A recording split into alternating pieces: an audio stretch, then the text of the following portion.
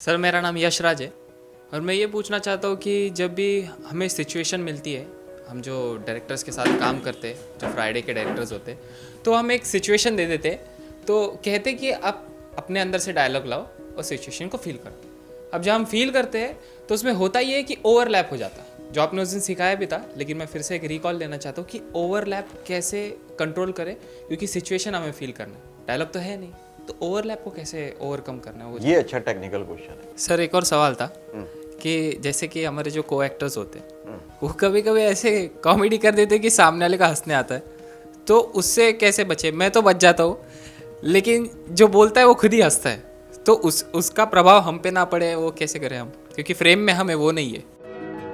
Actor बनने का सबसे आसान तरीका अवार्ड विनिंग एक्टिंग गुरु वीरेंद्र राठौर का best seller acting method switch on switch off acting method है। इस कोर्स से सीखकर आप भी कुछ ही दिनों में एक बेहतरीन एक्टर बन सकते हैं, जिसे साबित करते हैं इसके अमेजिंग अमेजॉन और गूगल के ratings and reviews. Switch on switch off acting method अभी तक का सबसे सरल और प्रभावी मेथड है, जो आपके समय और महंगी फीस दोनों को बचाता है। Switch on switch off acting method course book आपको Amazon, Flipkart, join films website पर अवेलेबल है। जब भी इम्प्रोवाइज हम करते हैं तो अगर हमारा सोलो परफॉर्मेंस है तो ओवरलैप नहीं होगा, लेकिन अगर हम एक से ज़्यादा कैरेक्टर हैं, 2 या 3 लोग हैं, तो दोनों तीनों लोग इम्प्रोवाइज कर रहे हैं, राइट।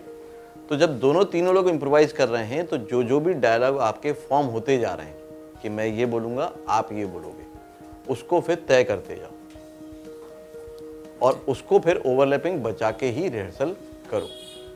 इम्प्रोवाइज का मतलब ये नहीं है कि हर टेक में इम्प्रोवाइज करो। इम्प्रोवाइजेशन का मतलब है एक बार इम्प्रोवाइज करके कहीं पे तो लॉक करना पड़ेगा। अगर हर परफॉर्मेंस में इम्प्रोवाइज करोगे तो सामने वाला भी करेगा जी, फिर उसको भी नहीं मालूम है क्या करना है, तीसरे को भी नहीं मालूम क्या करना है, तो ओवरलैपिंग तो होगा ही होगा।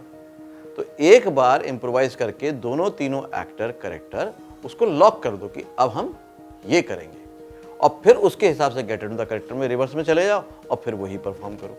जैसे कि आप कोई सीन परफॉर्म करते हो तो ओवरलैप नहीं होता ना। क्यों नहीं होता? क्योंकि उस टाइम पे लाइंस लॉक हैं कि आपको ये बोलना है, आपको ये बोलना है, इसके बाद ये बोलना है, इसके बाद ये बोलना है। इम्प्रोवाइजेशन में वो लिमिट नहीं है, इसलिए वो गड़बड़ हो जाती है। तो आपको क्या करना है, एक बार स्क्रिप्ट को लॉक करना है इम्प्रोवाइज करके आपस में। और शूटिंग में भी ऐसे ही होता है। शूटिंग में भी जब एक्टर लोग बैठ के करते हैं इम्प्रोवाइज, जैसे अनुराग कश्यप हैं, अनुराग कश्यप बहुत सारे सीन सिर्फ डिफाइन कर देते हैं एक्टर को और उनको बोलते हैं कि आप करिए, वो एक्टर को खुला छोड़ते हैं। तो वो क्या करते हैं, एक्टर लोग इम्प्रोवाइज़ किया, जो भी एक्सपीरियंस एक्टर हैं वो ऐसे ही करते हैं, इम्प्रोवाइज़ किया, साथ में मिलके 1-2 रिहर्सल करी, देख लिया कि ओवरलैप नहीं हो रहा है, एकदम लॉक कर दिया कि यही करेंगे। क्योंकि आपकी जो बोलने की बात है वो सामने वाले पे भी तो डिपेंड है। अब आपने इम्प्रोवाइजेशन में पहले बोला था बता तेरा नाम क्या है, दूसरे में आपने बोला ही नहीं, अपना नाम ही बोल दिया, मेरा नाम ये है यशवंत, तो अब वो बेचारा क्या रिएक्ट करेगा? तो एक आपने पूछा बता तेरा नाम क्या है, तो उसका रिएक्शन अलग होगा। आपने बोला मेरा नाम यशवंत है, बोलेगा मेरा नाम वीरेंद्र है। हो सकता है वो बचा भी ले, लेकिन वो रिएक्शन का जो सुर है वो चेंज हो जाएगा, क्योंकि एक में आप क्वेश्चन पूछ रहे हो, उसका रिएक्शन में वो अपना नाम बता रहा है, और एक में आप अपना सेल्फ इंट्रोडक्शन दे रहे हो और वो भी सेल्फ इंट्रोडक्शन दे रहा है। दोनों बातों में फर्क आएगा ना।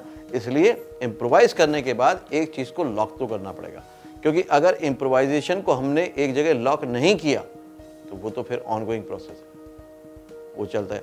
अगर आप सोलो परफॉर्म भी करने वाले हो तो प्लीज़ उसको लॉक करो, क्योंकि वहाँ पे टेक होंगे, रीटेक होंगे, बहुत सारी चीज़ें होंगी।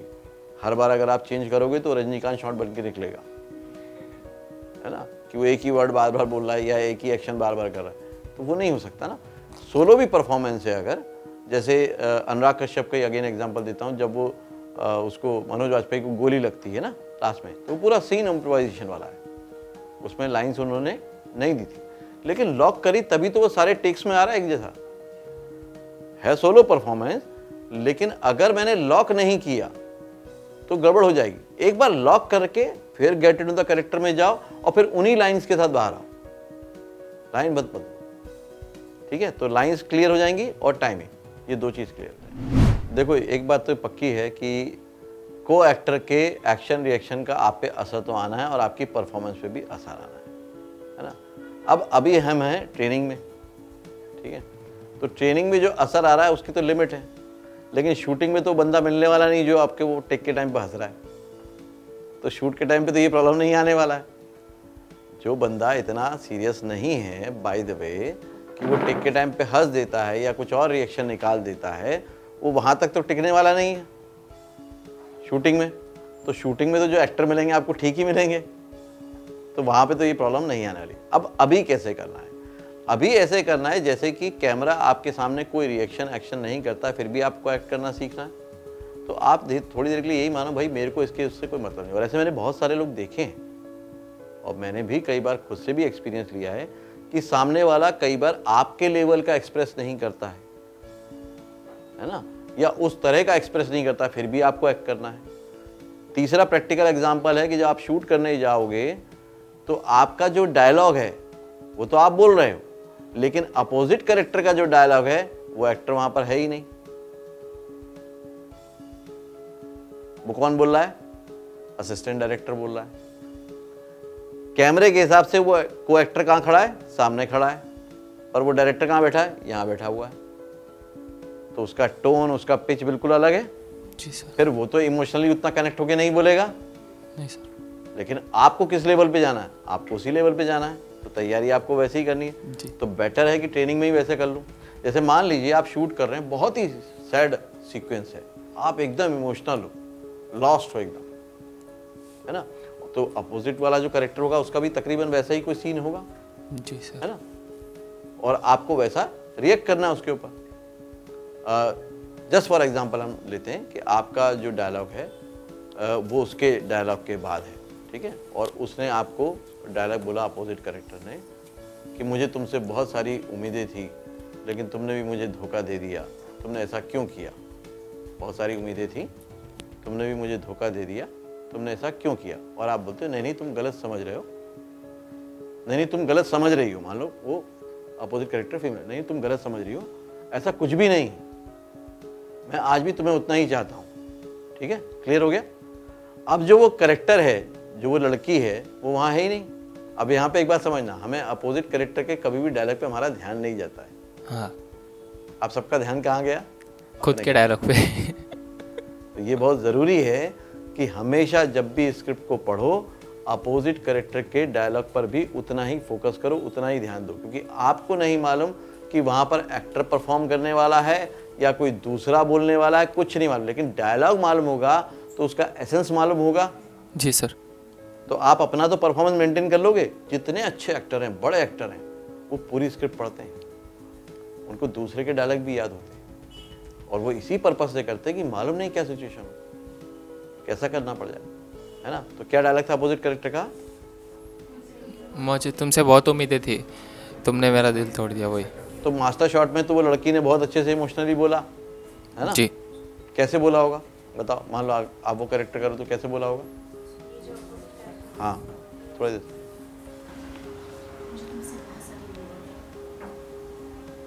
बताओ तुमने ऐसा। तो अब अगर ये इस लेवल पे है तो वैसे नहीं नहीं मैं अभी तुमसे उतना ही प्यार करता हूँ, ये इस लेवल पे जाएगा। ठीक है, यही होगा, सेम पैटर्न होगा ना, कि जिस लेवल पे अपोजिट कैरेक्टर है उसी लेवल पे जाएगा। अब वहाँ पे कोई असिस्टेंट डायरेक्टर बोल रहा है, ठीक है, कौन करेगा प्ले? कौन करेगा मेन रोल? मेन लीड कौन करेगा? मेन लीड आप करोगे, ठीक है। तो जो अपोजिट कैरेक्टर है वो लड़की है, उसने आपको बोला है, और अब वो असिस्टेंट डायरेक्टर पढ़ रहा है, ठीक है। क्या लाइन है उसकी? मैं तुमसे बहुत प्यार करता था, तुमसे बहुत सारी उम्मीदें थी, पर तुमने मुझे धोखा दिया। ऐसा क्यों किया? नहीं तुम मुझे गलत समझ रही हो, मैं आज भी उतना ही चाहता हूँ। ठीक है, इतना फर्क मिलेगा तो आपको अब फर्क नहीं पड़ रहा ना उस सोच से, आपको लेके जा। अब इससे भी ज़्यादा तो क्या है कि वो जो लड़की है, वो लड़की वहाँ बैठा है, अब वो लड़की जो है वो रो रहा है, और रोते रोते तुमसे बोल रहा है कि देखो हम तुमसे बहुत प्यार किया था, लेकिन तुमने हमको धोखा दिया है और तुमको ऐसा नहीं करना चाहिए, बताओ क्यों किया? अब ऐसा हो सकता है, लेकिन ऐसा हो सकता है कि असिस्टेंट डायरेक्टर ऐसा बोले, तो वो जो तुम्हारा दोस्त जिससे तुम्हें तकलीफ हो रही है उसको थैंक यू बोलो कि वो तुम्हारी प्रैक्टिस करा रहा है बहुत अच्छा है दोस्त है ना? बहुत अच्छा है। वो तुम्हारी प्रैक्टिस करा रहा है कि कल को रियल वर्ल्ड में जब जाओगे इस तरह की सिचुएशन आ सकती हैं। सर हो एक्चुअली सकता है ना? उसी की वजह से थोड़ा इम्प्रोवाइजेशन ज्यादा हो जाता है नहीं, उसी दोस्त उस के टाइम वजह से। क्या हम उसको मस्ती में दोस्ती में ले लेते हैं, लेकिन जब शूट पे रहोगे तो ऐसा नहीं रहेगा ना। तो जब वहाँ पे आपको ऐसा करना ही है और ऐसा आपको असर अपने ऊपर आज से बंद करना है तो आज से बंद करो कि मैं अपना इमोशन नहीं छोड़ूंगा, मैं अपना जो परफॉर्मेंस है वो नहीं छोड़ूंगा, मैं तो उसी लेवल पे रखूंगा। और ऐसा आपके साथ भी होता है, बाकी एक्टरों के साथ भी होता है ना। हाँ। और कई बार ये जो नए नए जब जाओगे ना तो असिस्टेंट डायरेक्टर लोग मजे लेने के लिए भी बहुत करते हैं, बहुत रैगिंग करते हैं। हाँ हाँ, बहुत भटकाते हैं, इधर उधर घुमाते हैं आपको, मजे लेने के लिए भी करते हैं, कुछ भी बोल देते हैं कई बार। लेकिन आप अगर होल्ड करते हो तो आपको करके दिखाना पड़ेगा। जी सर। ठीक है ना? तो क्लियर है, हमें उससे कोई फर्क नहीं पड़ता, बल्कि हमें उस लेवल पे प्रैक्टिस को लेके जाना है। Thank you sir. Do you want to join films? Don't know how? Watch and subscribe now. Join Films YouTube channel for thousands of free video lessons on how to join films.